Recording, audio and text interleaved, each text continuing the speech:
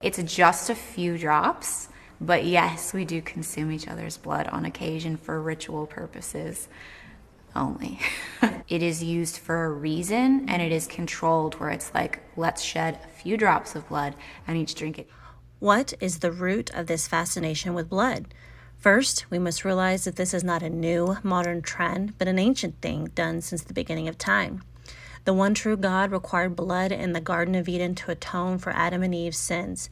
It says that God gave them animal skins. Well, where did the animal skins come from? It came from an animal that was slain.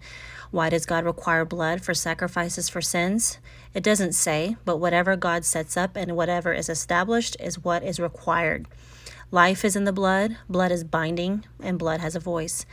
And actually, Adam's name, when you break it down in the Hebrew, means God blood. So blood is very important to God.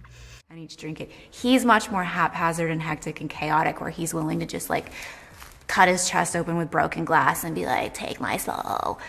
Let me bleed on you. It doesn't not happen, let me tell you. Other ancient texts found in the Dead Sea, we find, like the Book of Enoch explains, that Satan and his fallen angels or watchers taught mankind the perversion of drinking of blood, among many other things. You see all throughout the Bible God's commands on what sacrifices are to be given for different various sins and steps on what is to be done with the blood. Leviticus 17:11 says, "For the life of the flesh is in the blood, and I have given it to you on the altar to make atonement for your souls." Leviticus 17:14 says, "For the life of all flesh is blood, and identified with its life. Therefore you are not to eat the blood of any flesh, for the life of all flesh is in its blood." In Acts 15:20, it says we should abstain from things polluted by idols, from immorality, and from what has been strangled, and from its blood. Further, we see in Scripture that blood actually speaks and has a voice. Genesis 14:10-16 says, "Your brother's blood cries out to me from the ground." God speaking to Cain when he killed Abel. And the Word tells us that Jesus' blood is the perfect sacrifice, and it's his blood is actually speaking today continually on our behalf.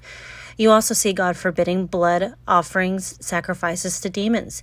You see God commanding his people not to shed the blood of their sons and their daughters and drinking of the blood. Psalm 16:14 says, "The sorrows of those who have bartered for another god will be multiplied.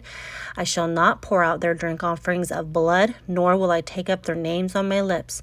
Psalms 106:37 says, "They sacrifice their sons and their daughters to demons and shed the innocent blood, even the blood of their sons and their daughters whom they sacrificed to the idols of Canaan, and the land was polluted with their blood." So what does Satan do? He perverts and provokes the things of the Lord, taking everything God has established for his own purpose. He doesn't come up with anything new. He just makes a mockery of what God has already set up. So since we have established blood drinking and sacrificing is demonic and a doctrine of demons, we must ask ourselves, when we are making blood contracts and when we drink one another's blood during rituals, who are we really binding ourselves to? What are we really doing a ritual for? What contract are we getting ourselves involved in? Do not be deceived.